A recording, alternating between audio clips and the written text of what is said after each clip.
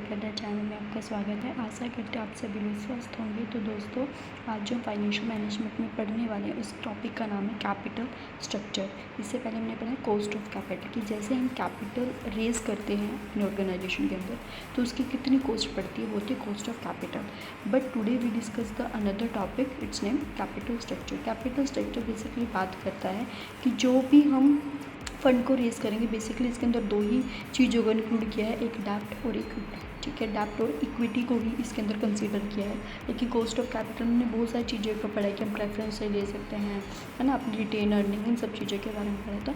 लेकिन capital structure से बात करते दो कि हमारे पास सिर्फ हम दो ही चीज़ों को लेकर चलते हैं अपने कैपिटल में, एक होता है डेप्ट, एक होता है equity. Capital structure means combination of all long term sources of funds. Basically हम कंसीडर करते हैं यहाँ पे जो हमारे सोर्सेज लंबे समय तक चलने वाले, साल 2 साल किसी। In this we consider how much we collect fund from debt and how much from equity। मतलब कि अगर हम यहाँ पे बनाते हैं कि मान लो मेरे को 100 रुपये इकट्ठा करना है, तो 100 में से कितना मैं डेप्ट लूँ और कितना मैं इक्विटी लूँ। ठीक है, तो मैं उनका पोर्शन डिसाइड करती हूँ। It is a basically mixture of both debentures and equity. मैंने आपको पहले ही बताया कैपिटल स्ट्रक्चर में दो चीज़ें इंक्लूड होती हैं, इसके अंदर डेप्ट और इक्विटी का यूज़ किया जाता है। ये बोलता है कि जैसे जैसे किसी भी चीज़ को बनाने में कॉस्ट बढ़ती है, उससे कॉस्ट बढ़ने से क्या होता है, उसकी प्रॉफिटेबिलिटी कम होगी और फर्म की वैल्यू भी कम होगी। कैसे? जैसे कि मान लो ये पेन है, ठीक है, मेरे को ये पेन बनाना है। अगर इस पेन को बनाने के मेरे खुद का खर्चा 50 रुपये आया है सपोज, तो इसके अंदर मैं प्रॉफिट मार्जिन ऐड करूँगी। After that I set the price of this product. तो ऐसे ही कि जैसे जैसे प्रोडक्ट का प्राइस बढ़ेगा इसकी कॉस्ट बढ़ेगी, मतलब जैसे जैसे इसको बनाने में कॉस्ट बढ़ेगी तो इससे मिलने वाला मेरा प्रॉफिट क्या हो जाएगा, कम हो जाएगा। जब मेरा प्रॉफिट कम होगा तो फर्म की वैल्यू क्या हो जाएगी, फर्म की वैल्यू भी डिक्रीज होएगी।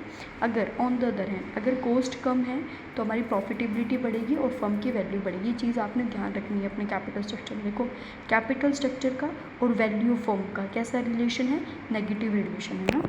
आप देख रहे हैं कॉस्ट का और वैल्यू फर्म का कैसा रिलेशन, नेगेटिव। मतलब अगर कॉस्ट बढ़ेगी तो वैल्यू फर्म कम होएगी, अगर कॉस्ट कम है तो वैल्यू फर्म बढ़ेगी। लेकिन प्रॉफिटेबिलिटी और वैल्यू फर्म में कौन सा रिलेशन है, पॉजिटिव रिलेशन। मतलब ये कम है तो ये भी कम है, ये बढ़ेगा तो ये भी बढ़ेगा। ठीक है, और हमेशा ये कहा जाता है कि जो हमारा डेप्ट है वो सस्ता होता है as compare to the equity. ऐसा क्यों कहा जाता है, उसका मेन रीज़न ये होता है क्योंकि डेप्ट में हमें जो हम टैक्स पे करते हैं वो नहीं करना पड़ता, इसलिए हमें टैक्स बेनिफिट मिल जाता है बेसिकली डेप्ट में।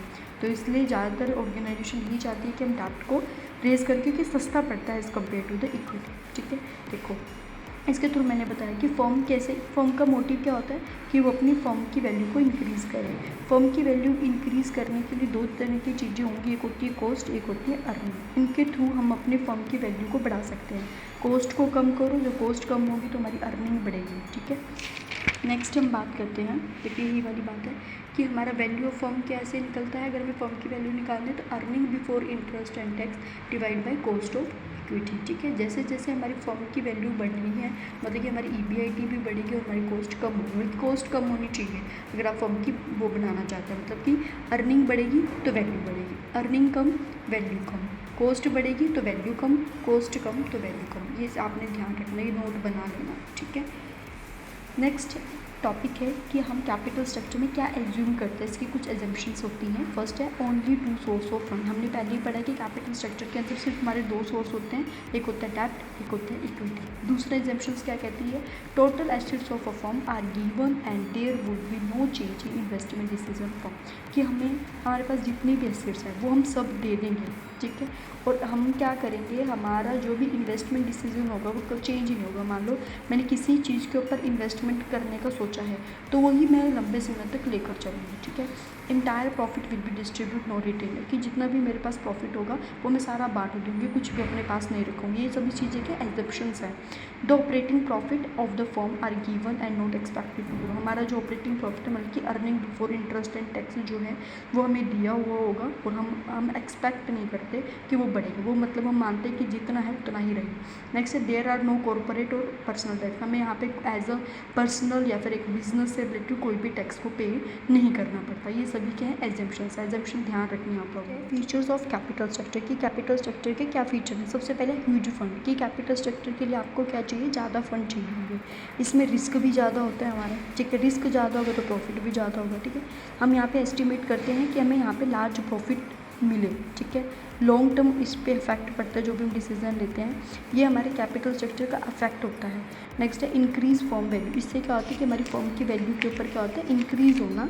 कैसे कम होगा, विद कॉस्ट। जैसे कॉस्ट कम होगी तो हमारी फर्म की वैल्यू भी बढ़ेगी। Funds are invested in long term asset. और यहाँ पे हम फंड को लगाते हैं, फंड पैसा जो हम इन्वेस्ट करते हैं वो लॉन्ग टर्म एसेट में लगाते हैं, ताकि हम जो पैसा लगाए वो उसका फ़ायदा हमें कुछ तो मिले ना। वो लंबे समय तक के एसेट्स के लिए हम लगाते हैं, ठीक है। नेक्स्ट है कि ऐसे कौन कौन से फैक्टर्स हैं जो अफेक्ट करते हैं कैपिटल स्ट्रक्चर को, whether it is a positive effect और नेगेटिव इफेक्ट। फर्स्ट है साइज ऑफ अ कंपनी, ठीक है। कंपनी का साइज़ क्या है वो भी हमारे कैपिटल स्ट्रक्चर को प्रभावित करता है। नेक्स्ट है डिज़ायर टू रिटेन कंट्रोल। अगर मैं चाहती हूँ कि मैं ज़्यादा से ज़्यादा कंट्रोल करूँ तो उसका भी हमारा पॉजिटिव भी और नेगेटिव भी इम्पैक्ट पड़ता है। अमाउंट ऑफ कैपिटल, आखिर आपको कितने कैपिटल की ज़रूरत है अपने ऑर्गेनाइजेशन में, ठीक है। और कॉस्ट ऑफ फाइनेंसिंग, कि जो आप फाइनेंस इरेज कर रहे हो तो उसकी क्या क्या कॉस्ट पड़ेगी, ठीक है। ग्रोथ रेट क्या है, कितने टाइम पीरियड के लिए आपने फाइनेंस लेना है, फ्लेक्सिबिलिटी क्या है, ठीक है। लीगल रिक्वायरमेंट्स मतलब क्या है, जो गवर्नमेंट के कुछ रूल्स हैं, कुछ लॉ बने हुए हैं, कुछ प्रिंसिपल्स हैं जो आपको फॉलो करने पड़ते हैं, ठीक है। अब हम बात करते हैं इसके अंदर एक चीज़ मैं आपको इससे पहले ये बताती हूँ, ठीक है। थ्योरीज ऑफ कैपिटल स्ट्रक्चर क्या है वो मैं आपको आज ओरली बता देती हूँ, बट इसको अच्छे से हम नेक्स्ट वीडियो में पढ़ेंगे, ठीक है। थ्योरीज ऑफ कैपिटल स्ट्रक्चर क्या कहता है कि दो तरह की थ्योरी बनती है, एक होती है रेलिवेंट, एक होती है इररिलेवेंट। रेलिवेंट थ्योरी ये कहती है कि कैपिटल स्ट्रक्चर का आप जो भी चीज़ें करोगे उसका इम्पैक्ट जो है आपके वैल्यू फॉर्म के ऊपर पड़ता है, ठीक है। क्या है कि मीन्स कैपिटल स्ट्रक्चर का इफेक्ट वैल्यू फॉर्म के ऊपर पड़ता है। लेकिन इररिलेवेंट कहती है कि आप कैसे ही अपना कैपिटल स्ट्रक्चर रखो, डेब्ट जितना मर्जी रखो, इक्विटी जितना मर्जी रखो, उससे फर्म की वैल्यू के ऊपर कोई इफेक्ट नहीं पड़ता, ठीक है। तो हम इसके क्या क्या है वो मैं आपको नेक्स्ट वीडियो में बताऊँ, ठीक है। आज के लिए इतना ही। कोई डाउट है तो आप मेरे को कमेंट कर सकते हैं। वीडियो अच्छी लगी तो मेरी वीडियो को लाइक करना, चैनल को सब्सक्राइब करना। जय हिंद, जय भारत।